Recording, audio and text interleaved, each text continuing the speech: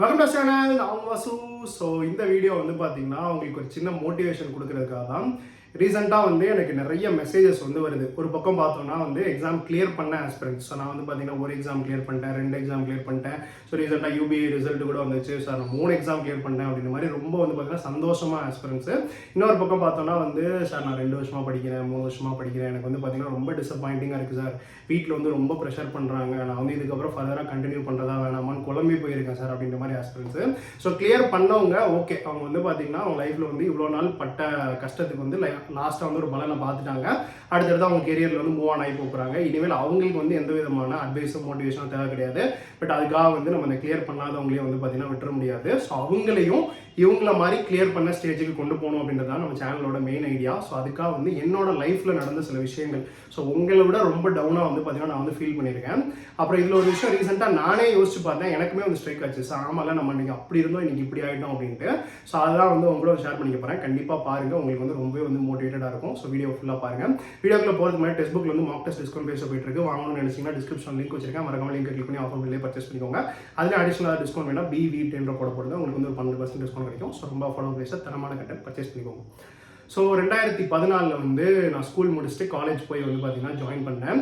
So அப்போ என்ன engineering சேரலாம் அப்படின்றப்போ அப்போ தான் அந்த விஐபி படம்லாம் வந்து பயங்கர ட்ரெண்டிங்காக போயிட்டு இருந்துச்சு. சரி, சிவில் இன்ஜினியரிங் போய் சேர்ந்துடலாம் அப்படின்ற மாதிரி போய் வந்து சேர்ந்தேன். ஸோ நான் படித்தது வந்து பார்த்தீங்கன்னா government college Salem government college தான் படித்தேன். ஸோ அங்கே வந்து பார்த்தோம் அப்படின்னா வந்து LNT அப்படின்ற ஒரு கம்பெனி வந்து வரும். ஸோ இந்தியாவிலே வந்து ரொம்ப கம்மியான காலேஜஸில் தான் அந்த கம்பெனி வரும். இங்கே வந்து பார்த்தீங்கன்னா அந்த காலேஜில் நான் படித்த அந்த கவர்மெண்ட் காலேஜில் வரும் அப்படின்ற மாதிரி ஃபஸ்ட் இயர்லேருந்து அந்த ஃபேக்கல்ட்டிலாம் சொன்னாங்க. ஸோ நீங்கள் நல்லா படித்து நல்லா ஸ்கோர்லாம் வச்சுருந்தீங்கன்னா LNTயில் பிளேஸ் ஆகி போயிடலாம். அதெல்லாம் வந்து பார்த்தீங்கன்னா நிறைய பேரோட ட்ரீம். ஸ்டார்டிங்லேயே வந்து பார்த்தீங்கன்னா 50,000 60,000 சம்பளம் வரும் அப்படின்ற மாதிரி வந்து பார்த்தீங்கன்னா சொன்னாங்க. சரி, ஓகே, நம்ம நல்லா படித்தா போயிடலாம் அப்படின்ற மாதிரி அப்படியே இன்ஜினியரிங் ஃபுல்லாக அப்படியே போச்சு. ஸோ ஒரு 2 வருஷம் 3 வருஷம் படித்து முடிச்சதுக்கப்புறம் நான் 3rd இயர் படிக்கிற வரைக்கும் அந்த காலேஜில் அந்த LNT அப்படின்ற கம்பெனி வந்து பார்த்தீங்கன்னா வந்தாங்க. ஃபைனல் இயரில் வந்து வரல. ஸோ நான் ஃபைனல் இயர் போகிறப்ப கரெக்டாக வரல. ஸோ எங்கள் பேட்ச் அதுக்கப்புறம் அந்த காலேஜுக்கு LNT கம்பெனியே வரல. ஸோ எங்கள் பேட்சில் அதுதான் வந்து லாஸ்ட் பேட்ச் ஆயிடுச்சு. நாங்கள் 3rd இயர் படிக்கப்போ இந்த பேட்ச் தான் லாஸ்ட்டாக LNTயில் பிளேஸ் ஆனவங்க. ஸ்டூடெண்ட்ஸ்க்கு ஸ்கில் பத்தல அப்படின்ற மாதிரி அடுத்தடுத்து LNT வர ஸ்டாப் பண்ணிட்டாங்க. கரெக்டாக எங்கள் பேட்சில் வந்து பார்த்தீங்கன்னா ஸ்டாப் பண்ணிட்டாங்க. ஸோ அந்த வேலையும் வந்து பார்த்தீங்கன்னா போயிடுச்சு. அந்த இடத்துல பெரிய டிசப்பாயின்மெண்ட். ஸோ LNT வரணும்னு நினச்சா வராமல் போயிடுச்சு அப்படின்னு சொல்லிட்டு அதுக்கப்புறம் மற்றவன மாதிரி வந்து IT கம்பெனியாக பிளேஸ் ஆகி போகலாம் அப்படின்னு பார்த்தா IT கம்பெனிலேயும் வந்து போக முடியல. நான் போன கம்பெனிலாம் இன்டர்வியூ அட்டன் பண்ணி ஸோ ஃபைனலாக வந்து பார்த்தீங்கன்னா நான் ஒரு வீடியோலேயே சொல்லியிருந்தேன், இங்கிலீஷ் ஃப்ளூயன்சி பத்தலை அப்படின்ற மாதிரிலாம் வந்து ரிஜெக்ட் பண்ணி விட்டாங்க. ஸோ கூட படித்தவங்கலாம் வந்து அக்சென்சரில் வேலைக்கு போயிட்டான், TCSல போயிட்டான், விப்ரோவில் போயிட்டான். சில பேர் வந்து பார்த்தீங்கன்னா சிவில் ரிலேட்டட் கம்பெனிலே வந்து பார்த்தீங்கன்னா போயிட்டாங்க. அதுக்கப்புறம் சில ஃப்ரெண்ட்ஸ் வந்து பார்த்தோன்னா ஃபைனல் இயர்லேயே பேங்க் எக்ஸாம் ரயில்வேக்கெலாம் ப்ரிப்பேர் பண்ணி அதில் வந்து முடிச்சோடனே வந்து அதில் பாஸ் ஆகி போயிட்டாங்க. ஸோ சுற்றி இருக்க எல்லாருமே வந்து ஏதோ ஒன்றில் போயிட்டானே, நம்ம வந்து ஒன்றுமே பண்ணாமல் இருக்கவே. ஸோ ஒரு வீடியோவில் வந்து பார்த்தீங்கன்னா சொல்லியிருப்பாங்க, இன்ஜினியரிங்கை வந்து படிக்கிறத விட கற்றுக்கிட்டவங்களுக்கு தான் வந்து வேலை கிடைக்கும் அப்படின்ற மாதிரி.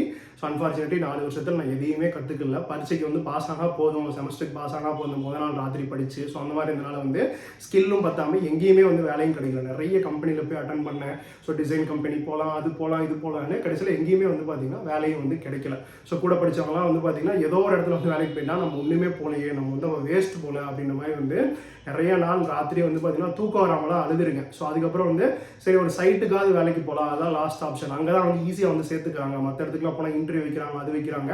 சைட்டுக்கு வேலைக்கு போயிட்டு நம்ம வந்து பார்த்தீங்கன்னா ஒரு ஃபியூச்சரில் வந்து ஒரு கன்ஸ்ட்ரக்ஷனே ஆரம்பிக்கலாம், நீயே ஒரு இன்ஜினியர் ஆகி 10 பேருக்கு வேலை கொடுக்கலாம் அப்படின்ற மாதிரி நிறைய பேர் சொன்னாங்க. ஸோ ஒரு ரெக்கமெண்டேஷனில் ஒரு சைட்டுக்கு வந்து பார்த்தீங்கன்னா சென்னையில் வந்து வேலைக்கு போனேன். ஸோ அந்த சென்னையில் வேலைக்கு போகிறதுக்கு முன்னாடி நம்ம அந்த படத்தெல்லாம் பார்த்துட்டு சைட் இன்ஜினியர்னா அந்த விஐபி படம் வரும் பார்த்தீங்கன்னா, அப்படி ஹெல்மெட்டில் அப்படி தூக்கி போட்டு ஸ்டைலாக கிளாஸாக அந்த மாதிரி இருக்கும்னு நினச்சா அங்கே போன பிறகு ரியாலிட்டியே தெரியுது. நம்மளை வந்து மாடு மாதிரி வேலை வாங்குவோம். ஒரு நாளைக்கு 10 மணி நேரம் 12 மணி நேரம் வேலை இருக்கும். சைட்டில் ஒர்க் பண்ணவங்களுக்குலாம் தெரிஞ்சிருக்கும். கான்க்ரீட் ஒர்க்கு அந்த மாதிரிலாம் போட்டு நைட்டு விடிய போடுவாங்க, திருப்பி காலையில் வந்து பார்த்தீங்கன்னா வரணும், அந்த மாதிரி தான் இருந்துச்சு. இது எல்லாமே வந்து பார்த்தீங்கன்னா வெறும் 8,000 ரூபா சம்பளத்துக்கு, வெறும் 8,000 ரூபா தான் சம்பளம். ஒரு மாதம் ஃபுல்லாக வேலை பார்க்கணும், லீவே கிடையாது. ஸோ நம்ம கஷ்டப்படுறோம், ஓகே, அதுக்கு வந்து ஏதாவது ஒரு பலன் இருக்குது அப்படின்னா வந்து பார்த்தா பரவாயில்ல. ஆனால் வெறும் 8,000 ரூபா தான் சம்பளம். அது நம்ம சாப்பாடு செலவு எல்லாம் வந்து பார்த்தீங்கன்னா இருக்குது.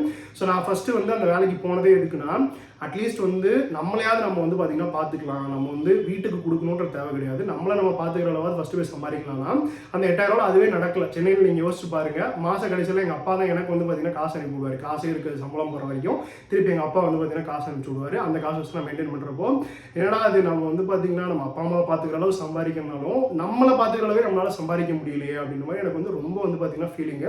அந்த 8,000 ரூபா சம்பளத்துலையும் 2 நாள் லீவ் போட்டால் அதுக்கும் சம்பளத்தை பிடிச்சிருவாங்க. ஏன்னா ஏதாவது ஒரு சண்டே லீவ் போட்டுருவேன். ஸோ லீவே இல்லாமல் வேலை பார்க்கணும், சண்டே லீவ் போட்டுருவேன். அதுக்கும் போட்டு 7,000 ரூபா 7,500 தான் கையிலே வந்து பார்த்தீங்கன்னா வரும். ஸோ ஒரு மாதம் ஃபுல்லாக வந்து டெய்லி 10 மணி நேரம் 12 மணி நேரம் கஷ்டப்பட்டு 7,500 தான் நமக்கு சம்பளம் வருது. இதுக்காக நம்ம இவ்வளோ கஷ்டப்பட்டோம்னு நிறைய நாள் ஃபீல் பண்ணி பேசி உடஞ்சு போய் தூக்கமே வராமல் அழுது இதெல்லாம் வந்து பார்த்தீங்கன்னா நான் வந்து பண்ணியிருக்கேன். அப்படியே வந்து கட் பண்ணோம் அப்படின்னா 2025 ஸோ இந்த வருஷம் மார்ச் மாதம் வந்து பார்த்தீங்கன்னா இன்கம் டேக்ஸ் மட்டும் வந்து 10,000 ரூபா வந்து கட்டியிருக்கேன். ஸோ 2018 என்னோட சம்பளமே வந்து பார்த்தீங்கன்னா ஒரு 7,000 7,500 இருந்துச்சு. அதை விட அதிகமாக இன்னைக்கு வந்து பார்த்தீங்கன்னா நான் இன்கம் டேக்ஸ் வந்து கட்டியிருக்கேன். ஸோ உங்களோட லைஃபும் இது மாதிரி வந்து கண்டிப்பாக வந்து மாறும். ஸோ நான் வந்து பார்த்தீங்கன்னா ஒரு ஆவரேஜான ஸ்டூடெண்ட்டு, ஒரு ஆவரேஜான ஹார்ட் ஒர்க்கிங் போகிறாங்க தான் என்னை விட பல மடங்கு வந்து திறமையானவங்க, இன்னும் பல மடங்கு ஹார்ட் ஒர்க் போட தயாராக இருக்கவங்களாம் வெளியே வந்து இருக்கீங்க. ஸோ உங்கள் சக்ஸஸ் வந்து பார்த்தீங்கன்னா ஜஸ்ட் டிலே ஆகிருக்கு, டிலே ஆகலை. அதனால வந்து பார்த்தீங்கன்னா நீங்கள் எடுத்துட்ட ப்ராசஸ் வந்து கன்சிஸ்டண்ட்டாக பண்ணி உங்கள் மேலே நம்பிக்கை வச்சு ஓடிட்டே இருங்க. நான் சொன்ன மாதிரி வந்து நீங்கள் இன்றைக்கி வந்து பார்த்தீங்கன்னா மேபி வந்து ஒரு கம்மியான சம்பளத்துக்கோ சம்பளமே இல்லாமல் வாங்கிக்கலாம். இதை விட பல மடங்கு டேக்ஸ் கட்ட அளவு நீங்கள் சீக்கிரமே வந்து உயர்வீங்க. ஸோ தொடர்ந்து வந்து பார்த்தீங்கன்னா ஃபெயிலியர் வரதான் செய்யும். நடுவில் வர சின்ன சின்ன ஃபெயிலியரை பார்த்து கலங்கிடாமல் தொடர்ந்து ஓடிக்கிட்டே இருங்க. கண்டிப்பாக வந்து நான் இன்னைக்கு ரீச் ஆகிருக்கிறதோட மிகப்பெரிய இடத்துக்கு நீங்கள் எல்லாரும் வந்து ரீச் ஆகுங்க அப்படின்னு சொல்லிட்டு இந்த வீடியோ வந்து முடிச்சுக்கிறேன். நன்றி.